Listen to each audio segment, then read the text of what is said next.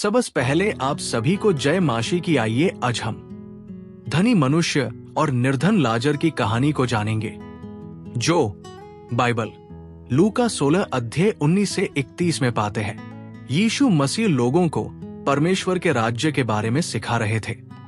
वे उदाहरणों और कहानियों के द्वारा लोगों को गहराई से समझाते थे कि जीवन में क्या सही है और क्या गलत। ऐसी ही एक कहानी उन्होंने सुनाई, जिसे हम धनी मनुष्य और निर्धन लाजर की कहानी के नाम से जानते हैं। एक समय की बात है, एक बहुत ही धनी व्यक्ति था। वो बहुत अमीर था, इतना कि वो हर दिन शानदार वस्त्र पहनता था, बैंजनी रंग के कीमती कपड़े और महीन मलमल। बैंजनी कपड़े उस समय सबसे महंगे होते थे, जो केवल राजा या बहुत ही अमीर लोग पहन सकते थे। ये व्यक्ति हर दिन दावत करता था, बड़ी बड़ी थालियों में स्वादिष्ट भोजन, बढ़िया शराब और आरामदायक जीवन। उसके महल जैसे घर के बाहर एक निर्धन व्यक्ति पड़ा रहता था, जिसका नाम लाजर था।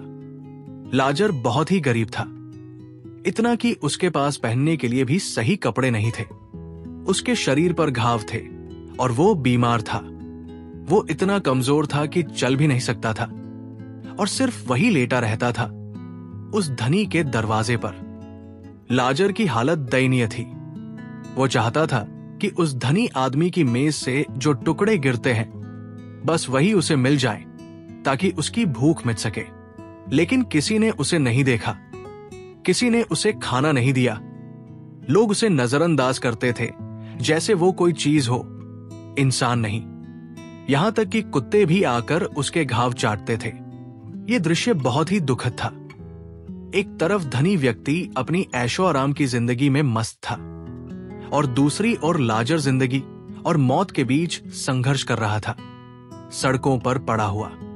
समय बीतता गया। एक दिन लाजर की मृत्यु हो गई, शायद भूख से, शायद बीमारी से। लेकिन बाइबल बताती है कि जब लाजर मरा तो स्वर्गदूत आए और उसे उठाकर अब्राहम की गोद में ले गए। ये एक सम्मान और आराम की जगह थी, जहां धर्मी आत्माएं विश्राम पाती थी। कुछ समय बाद उस धनी व्यक्ति की भी मृत्यु हो गई। उसके लिए कोई स्वर्गदूत नहीं आया। वो नरक में गया, जहां उसे अत्यधिक पीड़ा और दुख सहना पड़ा। अब हालात बिल्कुल उलट हो गए थे। लाजर आराम में था और धनी व्यक्ति दुख में। उस धनी व्यक्ति ने दूर से देखा, वो बहुत पीड़ा में था, और उसने देखा कि लाजर अब अब्राहम की गोद में आराम कर रहा है। वो चिल्लाया और कहा, हे पिता अब्राहम, मुझ पर दया कर। लाजर को भेज दे कि वो अपनी उंगली का सिरा पानी में डुबोकर मेरी जीभ को ठंडक दे, क्योंकि मैं इस आग में बहुत कष्ट भोग रहा हूं।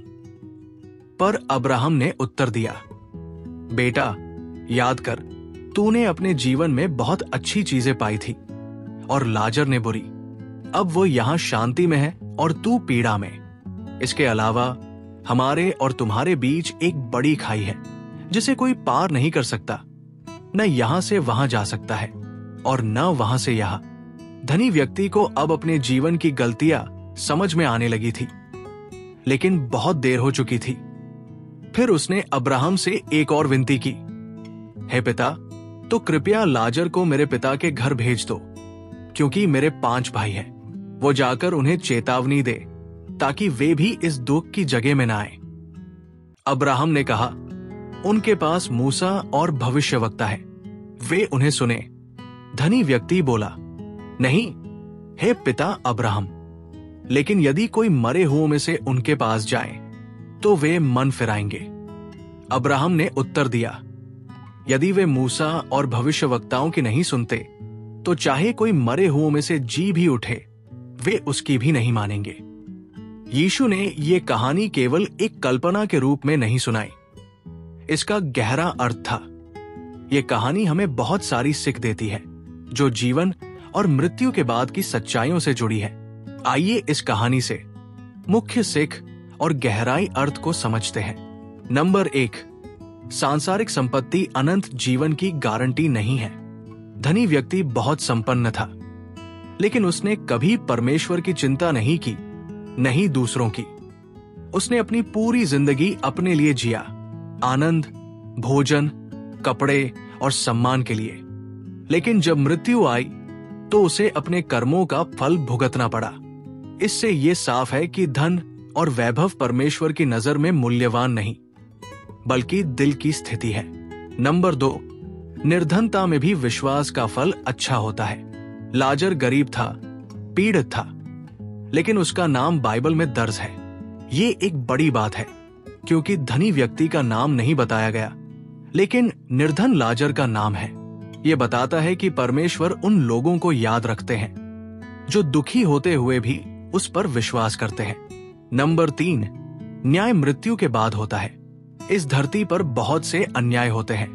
कुछ लोग दुख में रहते हैं, कुछ लोग दूसरों की परवाह किए बिना ऐश करते हैं, पर मृत्यु के बाद परमेश्वर का न्याय होता है, और वो न्याय बिल्कुल सही होता है। नंबर 4, समय रहते पश्चाताप करना जरूरी है। धनी व्यक्ति जब तक जीवित था तब तक उसके पास समय था कि वो पश्चाताप करे, गरीबों की मदद करे, परमेश्वर की ओर लौटे, लेकिन उसने वो समय गवा दिया। मृत्यु के बाद अवसर समाप्त हो जाता है, तब केवल परिणाम बचते हैं। नंबर 5, चेतावनी आज भी दी जा रही है। धनी व्यक्ति चाहता था कि उसका कोई भाई नरक में ना आए, लेकिन उसे जवाब मिला कि उनके पास मूसा और भविष्यवक्ता है, अर्थात उनके पास पवित्र शास्त्र है।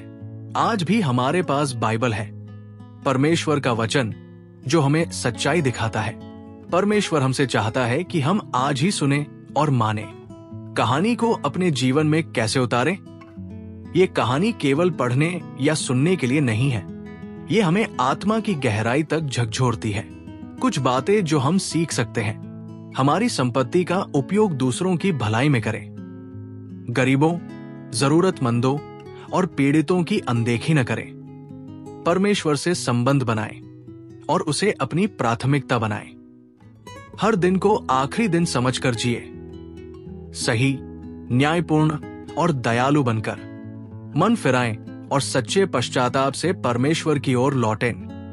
धनी मनुष्य और लाजर की कहानी हमें केवल एक स्वर्ग और नरक की झलक नहीं दिखाती, बल्कि ये हमारे जीवन के चुनावों की गंभीरता को उजागर करती है।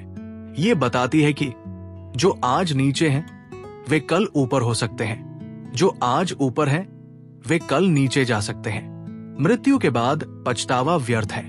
अभी समय है परमेश्वर की बात सुनने, समझने और मानने का। आप कौन है इस कहानी में?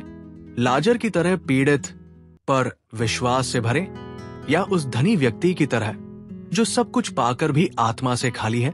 इस सवाल का उत्तर केवल आप दे सकते हैं। लेकिन याद रखिए, निर्णय का समय अब है, बाद में नहीं।